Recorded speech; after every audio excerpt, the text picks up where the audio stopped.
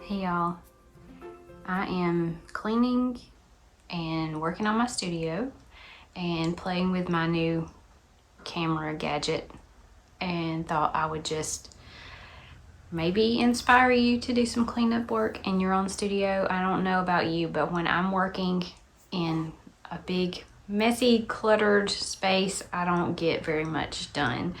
So, or it's not very relaxing. So I'm working on just organizing a little bit. I'm having to share my studio with some storage issues that we've got going on in our family right now. So what I have done, I'll show you over here, is I had my table up against the window, but the light was not right. So I moved the table over here, and I moved my easel over here, and I've got my big box light here that I think will bring light from this direction. The window, of course, is going to bring light from that direction, and then my little canvas lamp will work over my table. And I think that I'll be able to like move things around as much as I need to. I just noticed that I've got 2 light bulbs that are out, whatever.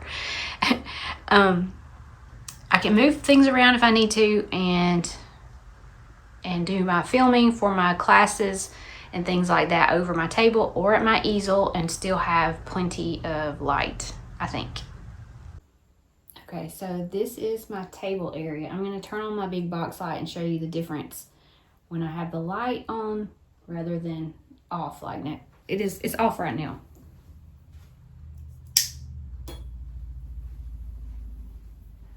So much brighter. So I can work at my table here, or I can work at my easel over here. That's not going to turn. Over here, and still have plenty of light. I've got my cart. I'll show you my cart. It is full of my supplies and things. Sorry for all this movement, but it's the easiest way to do it. So this is like one of those little rolling carts. So I've got my paint. Most of my paint is in here now because it was getting too hot in front of the window. And when I had it in my little spinny thing, I'll show you that in a minute. Anyway, I moved all this into my cart, and I put my glass palette on top, and then I can roll that around wherever I need it. So if I'm working at my easel, I can move it over there, and at my table, I can just pick it up. So back over here, let me show you this. That is a little, it's what I called my spinny thing. It's a little organizer. It's not little, it's big. But I've had it for years. I've always kept paint in it, but lately the paint was getting too hot because it was right in front of the window, and this is Florida. So I moved my paint. Now I've got this kind of in the corner over here, so it should be fine without, you know, worrying about the paint getting too hot and all that. And I do this maybe once a year. I'm cleaning my table by painting it with gesso. So I'll show you that. So this is my work table, and it's waist high. It was just like a kitchen table that had the bar stool type seating. It was in our house when we bought our house, but it didn't have any chairs to go with it, and I already had a dining table. So anyway, it turned into my art table, and it gets really dirty, painted, all that stuff. So I've already let one coat partially dry, so I'm just going to put on another coat of gesso, and I do this about once a year. Sometimes I have done collage paper on top of the table. It's got layers and layers, and layers of stuff. But this just gives me a clean work surface, and it's cheap and easy to do. And then once it dries, I can just put my paper back down, my canvas back down, whatever I'm doing, paint on it. But the reason why I want it to look cleaner and why it matters, I guess, is because I record video tutorials on this table with my overhead lamp here. And if it's not white, the background is all messy and yucky, then it's distracting. So that's why I do that. And I thought it was a fun little hack, if you will. Okay, now let's test this. If I've got my canvas on my easel over here, the lighting is much better this direction than it was when I started out. I wish I had an easel with rollers, but it's fine. So this is an example. This is what my tabletop looked like before I put all that white gesso on there and cleaned it up. So see how distracting that would be if I were using it for a tutorial. So let's say I've got a canvas up here. That's gonna work pretty well. And then I can kind of manipulate this however. You guys are like my guinea pigs for today. So if I'm painting here, you can see that pretty well. And I can move it forward if I need to, or push it backwards. So that works, yay. Okay, since I've got some good lighting, I'm gonna show you some things from over here. I did make a longer video for my creative community members explaining some of this, but I thought it was worth letting you guys know about it too. I bought some things, some supplies that I've never used before, and I don't know why I've never done this, but I bought a smooth finish panel. So this is not like a canvas panel like this. These are, you know, very economical cardboard backing, canvas on front. These are like, I think it's called MDF board. Is that the right term? I don't know what it's called. I don't know what it is. It's not real wood, but it is super sturdy, and it's got a surface that's already prepared for paint. So it could be for acrylics or it could be for oils. This one, I think it's just only the, oils and acrylics for this one. But y'all, this is so smooth to paint on and so sturdy.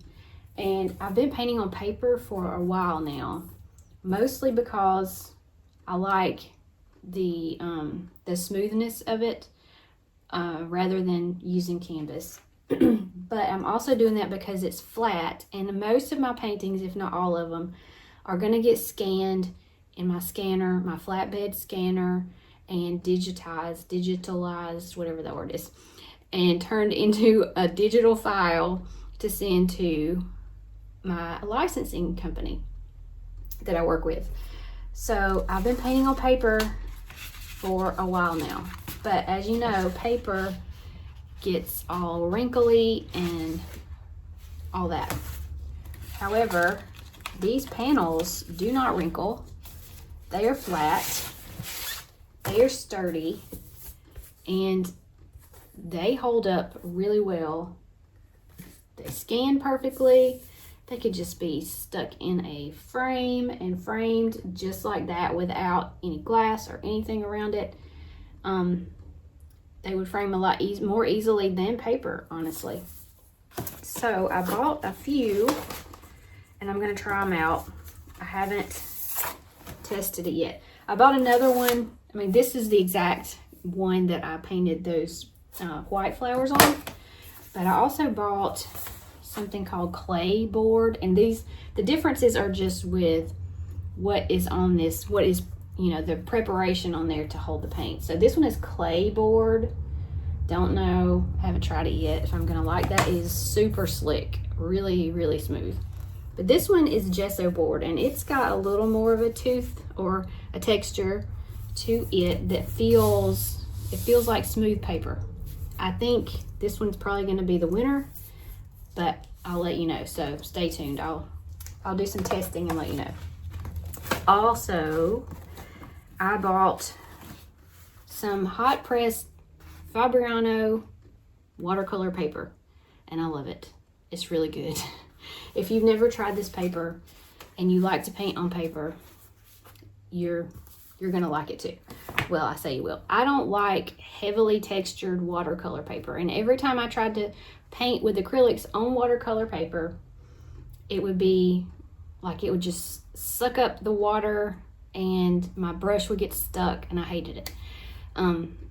So that's why I usually use mixed media paper, which, where's that? This is the mixed media paper that I use and really like. And actually you can get this at Walmart, so it's cheap. And there are, like, how many are in here? 60 sheets of paper, and it works, but it still wrinkles.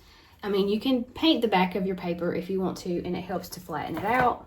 But when I painted on this, it was sturdy, thick, substantial, good paper. And where's the painting I did? Let me see.